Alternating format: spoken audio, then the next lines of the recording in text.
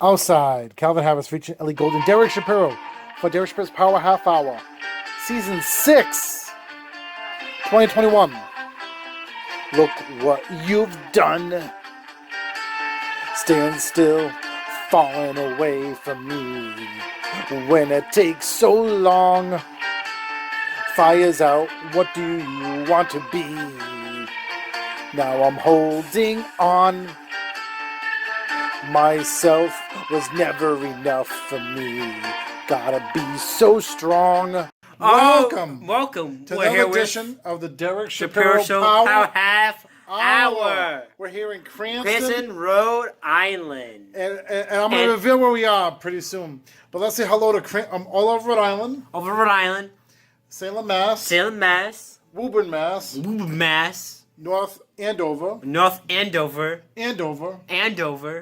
Wilmington, Burlington, Lawrence, Methuen. Who lives in Methuen? Aiden, my best friend Aiden Woodbury. And let's say hello to let's see, I said it all. Okay. And Duluth, Minnesota. And Ohio. And we're on DerekShapiroShow.com, VinnyTheBooch.com, RiffRadio.GoDaddySites.com. Yep. And DSSTVNation.com. So we have a great show today because we have my parents on here. Howard and Janice Shapiro. How you doing? Good. This is the studio. Oh, hi. Yeah. You know why I want to have you on the show? No. Because what's in the month of September? Your dad's birthday. And your birthday. Now, how do you share the same birthday? We just go out one time. We less expenses because it's one birthday instead of two. No, but how'd you find out you share the same birthday? Oh, I forgot. We checked each other's driver's license. No, we didn't. Birth certificate. But how shocked were you to find out that you had the same birthday back in the day? I was in shock. I was still in shock. So your birthday's when? September 16th. And how old are you gonna be, if you may ask? Huh? 92. Does that look good? No. You want to tell how old you're gonna be? No. My date of birth is 1950. So and then My date of birth is 1951. Wow. Did you figure that out? No. So also congratulations. In a month, October 1st, the movie comes out, Zombie Part 3. Oh, okay. And you make appearance in that. And whose creation is that movie? Mine. Yes. Well, we're going to show a trailer in this episode, but we have a great thing going on. We have the mayor of Salem on this show tonight. Oh. Nice. Mayor Driscoll. And we have our opponent on the show, Steve Dibble. Boo. Can And Steve? then boo for Donald Trump. No. Can Steve Dibble dribble? I don't know. I've never seen him play basketball. Maybe he dribbles. Okay, but I see a lot of signs out for Does Steve. he have a dimple? Okay, so also we have from Down Man series. Right show we have Colin A. Borden from Down Man series. From Down Man we have Colin A. Borden. Can you believe that? I can't believe it. I'm stunned. Yes, from Down Man. Yep, from Down Man we have Colin A. Borden. Is that cool? Very cool. Cool. Yes. Yeah, in fact, the air conditioner's on is even cooler. Okay, let's get on with the show. First in order, we're gonna put on. Let's see. We'll put on Mayor Driscoll first because of the fact that we did this night out, me and River in Salem, Massachusetts, and they had the police cars there, the fire trucks, and then we'll go with Steve Dibble, and then we'll go with Colin A. Borden, and then we'll close things up here, the Shapiro household. Oh, that sounds real good. And back of me is when you were younger. This is my mom's wedding picture. That was about 80 years ago. I'm going to show a picture of both the other one picture when we close up the show, okay? Oh, that sounds Enjoy the show. All right, I'm here with Mayor Driscoll Plus here in Salem, Massachusetts. So this night is called Public Safety Day. It's part of Heritage Day. It's a chance to showcase some of the Salem Fire Department, Salem Police Department, EMS, equipment, training. It's just a great way to get the community together. Sure, and of course, this is like after getting out of the pandemic, you know? How did the pandemic transform Salem? Because I know last year during Halloween time, there was a limited amount of people here in Salem. Yeah, absolutely. How is this affecting? Yeah, like every place else, we had to really curtail activity. Didn't have gatherings. There were no Heritage Days last year, and I think that's why there's so many people here today, because we're so excited that we're in a position where we can get together. Sure. Concerned about the Delta variant, but feeling like we're outside, and this is a safe place to be. A lot of folks are vaccinated in Salem, and we'll continue to do our best to keep everybody safe. And of course, Halloween is coming up. When people think of August, Halloween almost starts in Salem in August. 100 days away. 100 days away. How do you foresee with the Delta variant happening? How do you foresee this Halloween going to be happening? Yeah, we're really concerned about it. We're going to be tracking our data closely. I can definitely see us adopting additional mitigation measures to try and make sure we keep people safe. We have visitors who come from under-vaccinated places, but we're meeting with our public health officials. We'll let science and data kind of lead the way and try and keep everybody safe. We want to keep employees, hospitality workers, and our community members safe from the virus. And also, too, you're going through a election year this year. How hard is it for you to fight to keep your position as mayor? Because I know I see a lot of things for Dibble. How hard is it for you to fight to keep your... Yeah, I mean, we're doing what we do every year. We're on grassroots organization, talking to people out their front doors, knocking on doors, trying to find ways to make sure people know what's going on. And the reception's been great, so feel good about it. It's part of the process, and you're a mayor and you're used to it. Well, anything else you want to say to other states? Like, this is being shown in Rhode Island, being shown in Woburn, being shown in North Andover, and Duluth, Minnesota, too, actually. Yeah, I mean, I think the most important message to anybody right now is if you're not vaccinated, get vaccinated. Okay. Well, thank you, Mayor Driscoll, again. Good to see you. Thank you. All right. All right, Derek Shapiro here in Salem Commons, right over here at the gazebo, with the mayor candidate here in Salem, running against Mayor Driscoll, Steve Dibble. Welcome to Derek Shapiro's show, Derek Shapiro's Power Half Hour. And how you doing today? Great to be here. What a day. Thank you. Yes, what a day. We're recording this on a Sunday, of course. Sunday fun day. Tell me, you have a lot of great ideas, and I saw one of your videos, actually, and people know I'm from Rhode Island. This cable show's in Rhode Island. This cable show's here in Salem. It's in Woburn. It's in North Andover. It's in Duluth, Minnesota. But in one of your videos, you referenced Rhode Island in one of your videos. And I was astonished by that, you know. Yeah. Tell me about this. You are campaigning because of the well. Tell me about your old campaigns. Well, there's a bunch of things here. Back in 1986, Mayor Salvo in Salem hired me out of college. Mm-hmm. I worked for him for a bunch of years, and I worked for Mayor Harrington for 8 years. And then Mayor Yusevich came along. I worked for him for a bunch of years as well.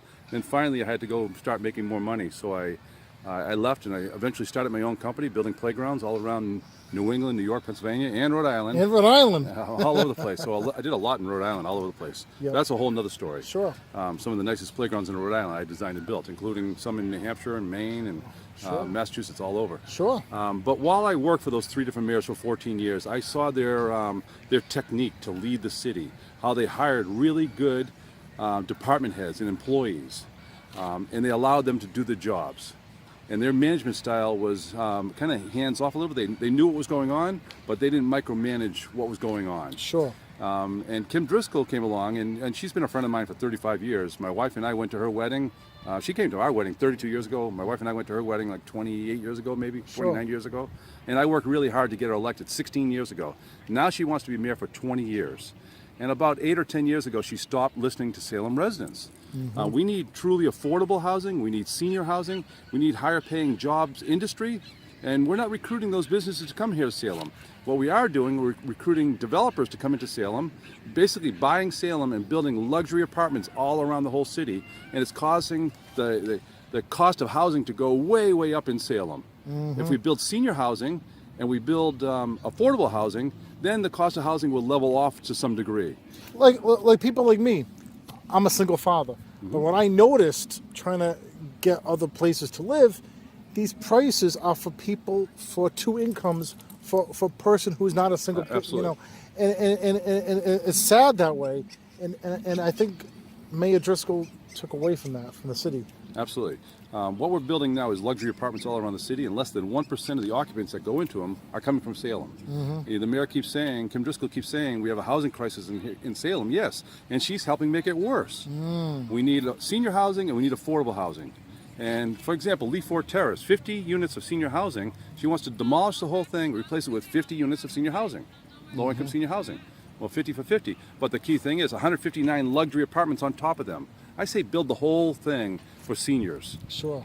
Because there's a lot of seniors living in big houses all around the city, and their houses will become freed up, but they have no place to go. Sure. And then the young family with 1 or 2 children will have an opportunity to buy a bigger house. And then the families that are in a small starter home, they can buy a bigger house. And that young couple just getting started in an apartment, they'll find a home. So by building senior housing, we'll build everything from good, bigger homes to middle-sized homes to starter homes to apartments even. Because some of the younger families with their child ready to move out, a daughter or a son, there's no apartments.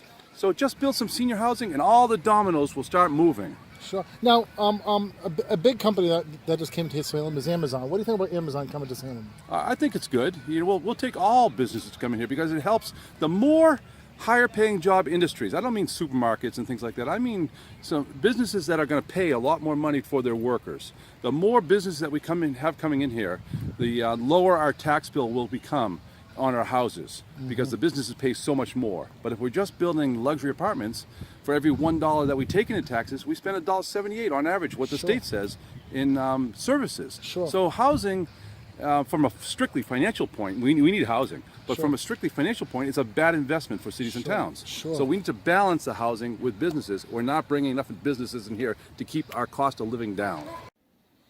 Here's some extra footage here on Derek Shapiro's Power Half Hour of me going to Disney World. Some highlights of Disney World. I'll show you some this month and next month.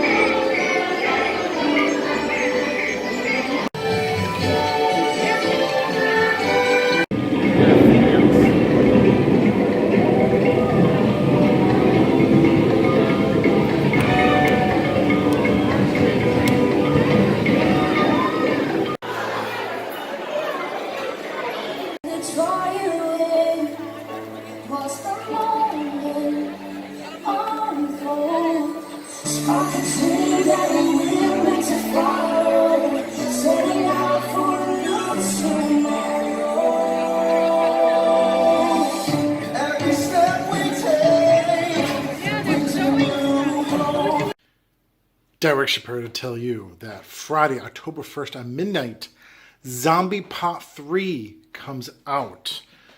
Executive produced and written by me, Derek Shapiro, and River, as well as starring myself, Derek Shapiro, and my son, River. Wake up, Jason. and Walter. Yes, we are the Zombie Twins. And starring Vinny the Booch Bucci. You know, this whole zombie thing is getting crazy. And you can't forget about Serenity Rose and Bruce. You know why you turned the kitten? Why? Because the zombies in my apartment. There could be, because every year there's been zombies. You know that? No. So the kitten will be safe with you for now, okay? Okay. Until they're zombie free, okay? Okay. Hopefully there's no zombies, right? That's what I gotta do. This is your husband? He ain't gonna walk. Looks like my twin. And starring Dylan Schneider. Hey, Walter, what are you even doing here? And Evans A. Daralis. Your son Jason is doing well, but I can tell something is bothering him and the other children. And you can't forget about Cora. So I'm glad I'm taking you to your new job, you know. You're not being in the zombie specials anymore. You retired, huh? Yes, sir. and starring Garner. Hey, Mr. Vargas. Hey, how you doing? And starring my parents, Howard and Janice Shapiro. Dad and Mama here. Also featuring Trina C. and New Nova. Hold on. This is lobby alert, everyone. Also guest starring the late Henry Nacho Lawn. Mr. Henry Nacho, it's me, Walter. So I need your advice how to get rid of these zombies. Get rid of the zombies. You know what to do? Take them to Wahlburgers. Catch my song, The Zombie Song. Oh, if I were a zombie, never eat your brain. Coming out at midnight on Friday, October 1st on movieinternetchannel.yolosite.com and movieinternetchannel.go.com and on youtube.com. Just put in Zombie Part 3 Movie Derek Shapiro at midnight, October 1st. Derek Shapiro tell you I have 15 online stations for you to choose from, such as for independent artist, DerekShapiroShow.com, which you can listen to the D Shop in the morning on DerekShapiroShow.com as well, 6 to 9 in the morning, and listen to the audio playlist or the visual playlist, and on DSSTVStation.com, which you can listen to Boochcast, 12 p.m., and eclectic music set on the 90s, 2000s, 2010s, TV.yolasite.com, and listen to my D Shop in the morning as well. And if you need to turn back time, listen to the 50s, 60s, 70s, 80s, radio.yolasite.com. If you want to dance, danceworldradio.yolasite.com and danceworldradio.godaddysites.com. And if you want a little country, countrymusics.yolasite.com and countrymusics.godaddysites.com. And for a little gossiping, the new Gossip News, Sundays and Monday through Friday, as well as 9 o'clock Monday through Friday, you do get the Demand First by the Summers in Alaska and Last, the Merrill Twins. And that's on gossipradiotv.yolasite.com, gossipradiotv.godaddysites.com. And if you want to be proactive, proactiveradio.yolasite.com and proactiveradio.godaddysites.com, which every Sunday morning, 9 o'clock, Proactive Radio Top 40 Countdown Show. And if you want some talk, listen to the Boochcast 12 o'clock or 9 o'clock in the morning. Boochcast rerun, DSS Internet Talk Radio.yolasite.com, DSS Internet Talk Radio.godaddysites.com. And for Spanish music and the Spanish morning show, 6 a.m., Monday through Friday, Espanol Internet Radio.yolasite.com. And if you need relaxation, hsclassicalmusic.yolasite.com. Don't forget about VinnyTheBooch.com, D-Shop in the morning, Boochcast rerun, and the Boochcast at 12 p.m. And Rivers radio station, rivradio.godaddysites.com, which you can listen to D-Shop in the morning. Hey, here. I hope that helps. Oh my God, sir. I'd give more, but I don't really carry much cash. Thank you so much. You have no idea what this is gonna do. I could eat the entire day off this. Thank you. Thank you. You're welcome. All right, next up here on the Derek Shapiro Radio Show and Derek Shapiro's Power Half Hour Cable Show, we had this great actor from Dawman, my third actor, and because I interviewed two actresses, so fifth actor altogether, including the late Carl Judy, of course. Colin A. Borden, right? That's me. Yes. So, because I asked you off the air if it was Colin or Colin. So, but you like Colin, but you don't go like by like Colin well, Colin Hanks, right? Like Tom Hanks' son, I think, goes by Colin, right? Just like you do, right? Yeah. But Colin Firth goes by Colin. So, so of course you play this great characters on Damian. You never really play any bad characters like Michael Vaccaro does, you know? Yes. Because I just recently interviewed him, and I'm telling you, you're in the recent video with him, with you're playing the hot dog owner, Stan. Yeah. And he's playing the arrogant restaurant owner. He's a hoot. I just shot with him yesterday, actually, too.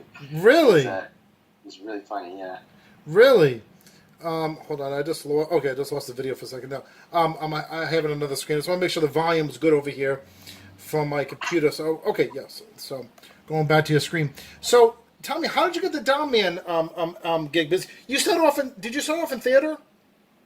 Yes. I started off in theater, and then I just started, transitioning much more recent. I did theater for a very, very long time, and I went to a theater high school, and there they had a film and TV program, and I got more interested in making movies and things like that. So then I took a long hiatus from acting to just kind of pursue movie making, more directing and producing and writing. Yes, I was seeing your reel about you directed a lot of independent films, huh? Yes, yeah. Just like me. Yeah. I was checking out your stuff. Thank you. Yeah. And so then my wife is also in the movie business, and she and I were, she was working on a show in New Mexico, so I was out there with her, and I was just kind of crazy because they work long hours, and I didn't have any friends. Sure. And she was like, why don't you just go do a play? Here's a community theater. So I went and did that. And, I went to the audition, and I was just like, if I could get a call back, I think that would be fun. I'd enjoy these people. And then I got the call back, and then I got a part, and I was like, this is where it's at. This is what I'm supposed to, this is much better than what I was doing before. And then that just sort of segued into doing motion picture work too. So flash forward a little bit, I have an account on a thing called Backstage.com, which is if you're an actor, get on Backstage, get on Casting Networks, get on Casting Frontier. I've found lots of actors for my stuff on Backstage. And this guy named John, who used to be the Dhar Mann producer, reached out to me, asked if I would audition. I sent him a tape, and I technically booked the part, but I was shooting something else the day that they were shooting. I thought, oh, well, that's like another just short film that I, didn't get. And then he called me a couple weeks later and said, hey, we got another one. I said, another one? Cool. You guys are really working. That's great. Wow. I didn't realize, this, series that they had started. And yeah, my first one was with Catherine, Aiden, and Sophia. So I was kind of thrown right into the middle of it. And I've been doing it. I think I just came up on my 3-year anniversary. Congratulations. Yeah. It's been cool. So of course you said Catherine because Catherine actually played my sister in my new movie that's out now called New England, and I taped her via Facebook, and then of Carl Judy, the late Carl Judy, of course, who I interviewed, and then of course he was in my other movie Hope. He actually did it through Facebook. I asked him. I says after the interview, I asked him, could you play my father-in-law in the movie? So he played my father-in-law in the movie, of course, and not knowing that he would pass away before the movie came out, What did it mean to work with Carl Judy? Because one of your memorable roles, I think, that actually the time I met him last year, he called me back when I was on the camping trip. He said, I'd love to do the interview.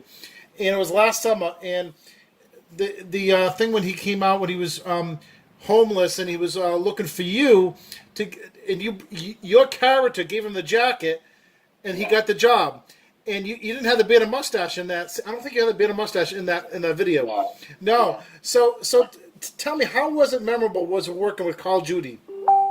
He was just such an altogether pleasant man. He was quiet on set. We chatted, here and there little bits, but he wasn't, necessarily big and yelling and running around or anything like that. He hit his marks, he knew his lines. He was very gentle. He took direction very well. And yeah, every time I'd see him, she'd be like, hey, how's it going? Get a hug, whatever. Yep. We actually shot one that it's not going to come out because they had funny technical difficulties with it, so it just kind of got...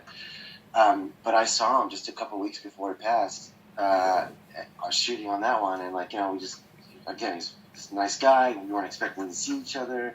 It was in the middle of the pandemic, and we were in a barber shop in the valley out here, and just a pleasant guy. In the context of the scene, we hug each other, and then after we wrapped, we gave each other another nice big hug, and nice seeing you. I'll see you later. It's so much fun. So yeah, it was really shocking when he passed because, for many reasons, but he just was, you don't think that such nice, warm people, you know, you kind of take them for granted. I think that they just kind of always be this pleasant experience in your life, and then Exactly, because a few weeks before he passed, I text him Happy New Year, and he texted me Happy New Year back to me too, and we kept on texting each other throughout after I interviewed him, and he actually made a joke one time last year. He says, "What about those What about those Patriots or the Cowboys?" Because he's a Cowboys fan, and he knew. And I'm in Salem, Massachusetts. I come from Rhode Island, so he knew that, you know, of course. I was not a Cowboys fan, so he had a good sense of humor, you know, and and so anyway, so also what does it mean, like, when people like watch Don Man, they see you, but a lot of people, like some other YouTubers, make fun of Don Man. How do you take that? Do you take that as a compliment, a backwards compliment, or do you take that as a criticism that you could do? I don't know. How do you take criticism from other YouTubers? At this point, I enjoy it. Enjoy it. When I first started doing it, it really was like, I'm just trying to do my job. Exactly. So, and like, well, you're only coming at us because we have so many views, so you're trying to get the views off of our views and what. But yeah, I think it's funny. We were just sharing. There's this guy called, his channel is, I think it's called YouTube Poop. Yeah. And he does these funny remix music videos. Michael Vaccaro is a huge fan of theirs, and so we were passing around those videos, and we sing the Dark Man remix song, "Hey Dark Man." So yeah, at this point, it's just kind of funny. We share the videos with each other. You know, we are genuinely trying to do good work. You are there, and so, you know, I think that's why we can appreciate it. If we were too hardly serious about it, it would be too much of a bummer to get out of bed and go back to do it again. You know what I mean? Sure. when people are like, "Oh, it's the worst thing ever. It's cringe." Oh, if you really let it get under your skin, you wouldn't go to work. So. Also, you own a production company too. Red something I was seeing. I don't have it in front of me. What is that all about? Yeah, well, we did disband that company. Oh, you disbanded the company? Well, we just kind of do. Yeah, it was a 4-way partnership between myself, my now wife, Anna Ramey Borden, Rob Overbeck, who's now a producer out in New Mexico, and Ben Callahan, who is an editor extraordinaire. He was the main editor on Startup, the huge show that just took over Netflix for several weeks.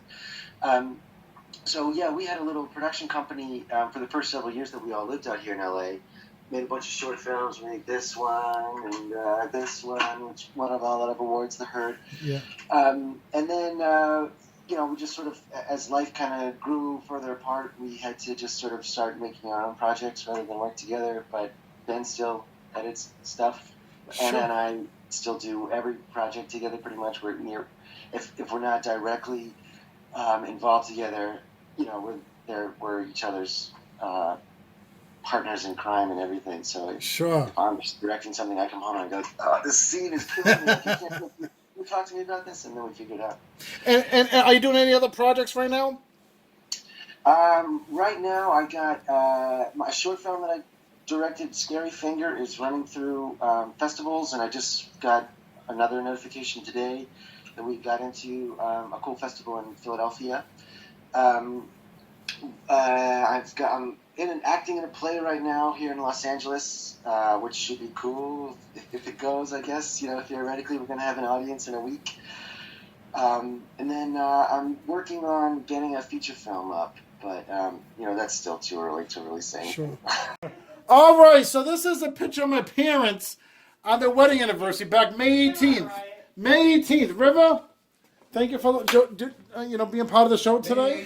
Oh, can you do the zombie movie now? What? Can you do the zombie movie now? Zombie movie. So May 18th, 1899. You can see why they've been married for how many years? Too many. All right, thank you for. That's gonna be all over the place. All right. Watch him in the Zombie Part 3 movie. It comes out October 1st. Movie Internet Channel. .yolosite.com, movieinternet.com, and on YouTube.com. It's been a Zombie Part 3 movie, Derek Shapiro. Thank you. Take it easy. 99. Oh, and congratulations to my sister. Congratulations to you guys, because you're new grandparents of River, why are you doing that? Your new grandparents of Lillian. Lillian. Yes. Hi, Lillian. Hi, Lillian. We love you, sweetheart. Lillian Grace. Congratulations to Stacy and Jonathan. Lillian Grace Sparrow James. No relation to Jesse.